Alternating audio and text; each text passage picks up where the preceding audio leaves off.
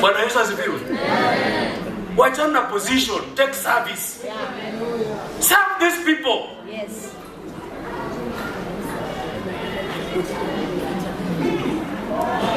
Unajua mlinzi ametugonga 10-0. Mlinzi ametugonga 10-0. Sasa mimi sitahubiri mahali kuna takataka. Waudo mjipange. Hizi takataka tutatoa. Lazima tuonekane tuko kanisani. Bwana Yesu asifiwe. Bwana Yesu asifiwe. It's not about positions. It's about service. Service. Service. Mark 10:45, John 13:4-15, Philippians 2:3-4. The scripture talks about we have been called to serve. Serve your family, serve your community, serve your nation. By the way, when you serve God. Number 2, if you become a leader, you must transform people. Transform. Transform means inspire change and growth. Inspire change and growth. Inspire change and growth. Leaders, it is very unfortunate you are in our office and people cannot feel you.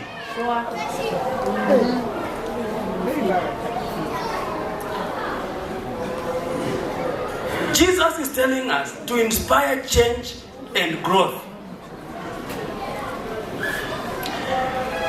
Godly leadership influences others toward spiritual growth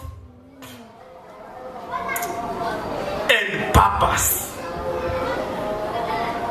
And that's why tumesema tunaanzia kesho Isili. Mlinzi anakaa kwa nyumba anasema hiyo ni ya vijana. Nani alisema? If you want to transform this church, we must begin with the spirituality. Vidola kilibabunda saika hapa kwa madebao. Jumba anasema riba kwa bench.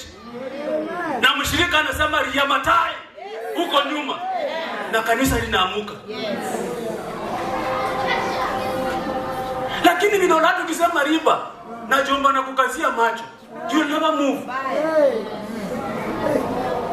Unajua nakutumia kwa sababu hata unanitumianga mlinzi.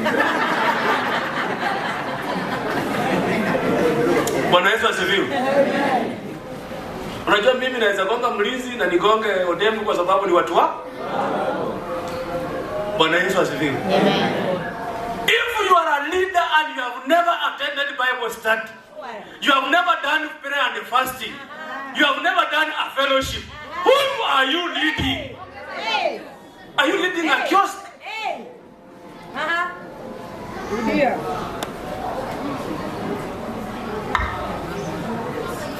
We are in a church. Jesus prayed for 40 days and nights, fasting, Son of God. We say transformative leadership. Godly leaders influence others towards spiritual growth and purpose.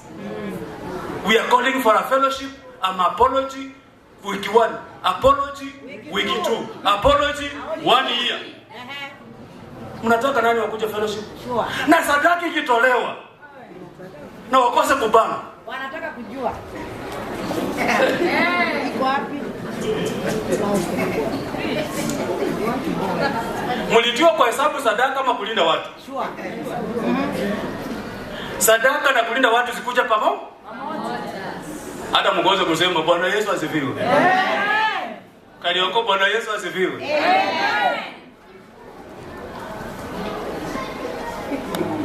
Wacha nigonge hii na mnikasirikie vizuri.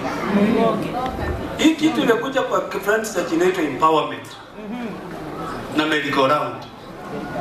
Unajua mimi empowerment nilikianzia nilikuwa nadhania wanakuja kuempower watu kiroho, alafu kuempower kifedha.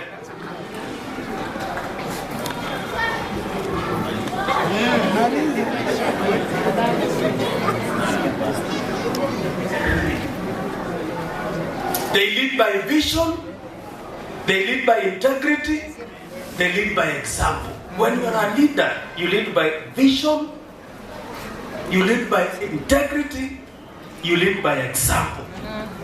I repeat, when you are a transformative leader, you lead by vision, you lead by integrity, and you lead by example. Sasa wewe ni kiongozi wa vijana, tunaenda utumishi. Na wewe unafunguanga kondoo.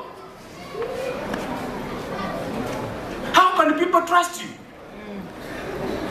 We must have integrity.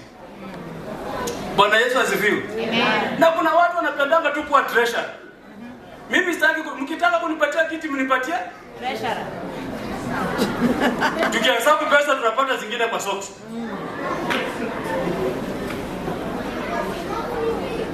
And that's why mlinzi aliniambia sadaka zote tuhesabu yake hapi mbele. Kutoa avoidance.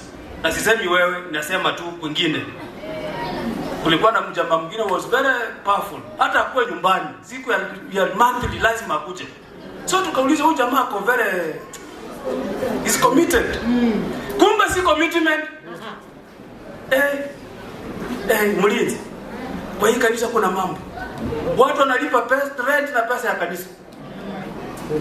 Rent.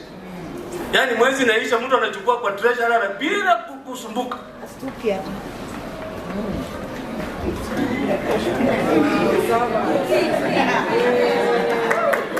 Treasurer ndio huyo atakuwa mwaminifu.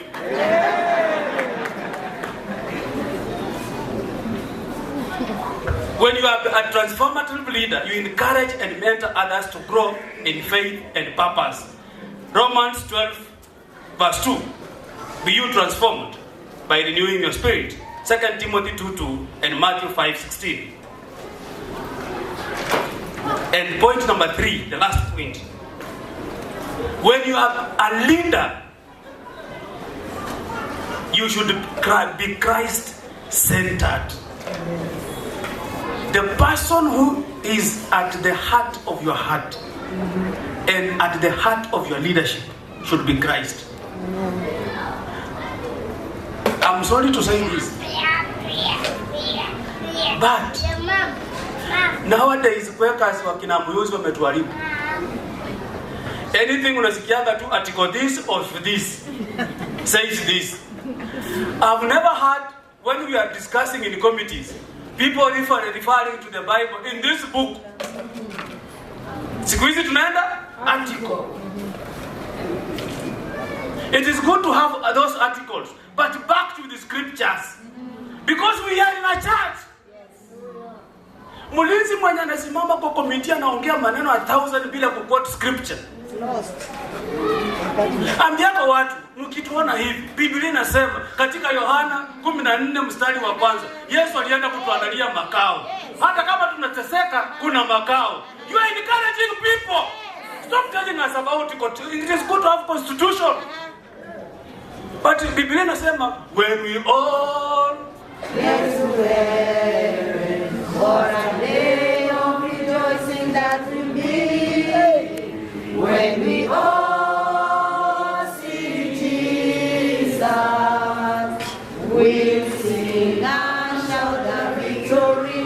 It is not talking about when you all get there, we shall quote articles. Leaders, have the constitution, have the Bible. Yes. Kuna mahali ukifika, soma katiba. Kuna mahali ukifika, soma Biblia. Nazo hata kwa petition yetu, constitution alisoma Biblia. Nilimwambia usiweka tu dry. Weka ka scripture. Kafunike. Bwana Yesu asifiwe. Amen. Bwana Yesu asifiwe. Amen. Umepewa uongozi. Kesho Jumapili, enda kanisani waambie ni kwa neema tumepewa ulinzi.